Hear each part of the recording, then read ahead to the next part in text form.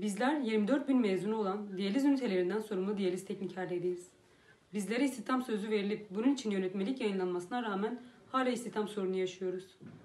Diyaliz sertifikasının kalkmış olması ve sertifikasız sağlık personellerinin diyaliz ünitesinde çalıştırılamayacağına yönelik Fahrettin Koca tarafından 1 Mart 2019'da diyaliz yönetmeliği çıkarılmasına rağmen hala kamu hastanelerinde sertifikasız sağlık personelleri çalışmaktadır. Bu personellerin çalışmaya devam etmesi demek, çıkarılmış olan diyaliz yönetmeliğinin uygulanmayacağı anlamına gelmektedir. Hastanelerden verilen cevaplar ise diyalizde tedavi sürecinin aksanması için sertifikasız personel çalıştırıyoruz şeklindedir. Peki bu sürecin aksanması için neden diyaliz teknikeri alımı yapılmıyor? Diyalizde sertifikasız çalıştırmaya dur de. Diyalizde sertifikasız çalıştırmaya dur de. Diyalizde sertifikasız çalıştırmaya dur de.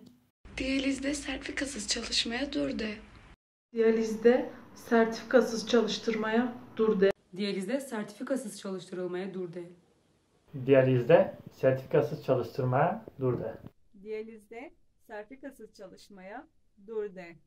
Biz 24 bin mezun gençler olarak sizden ricamız bize yapılan haksızlıkların giderilmesi, yönetmenliği uygulayıp yerimize çalışan sertifikasız personellerin servislere çekilmesi, biz diyaliz teknikerlerin istihdam edilmesidir. Sağlık Bakanlığı yetkililerinin bu konuyu dikkate alarak değerlendirmesini bekliyoruz.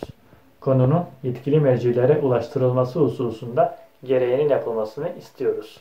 Ve bir an evvel hemodiyaliz ünitelerimize kavuşmak istiyoruz.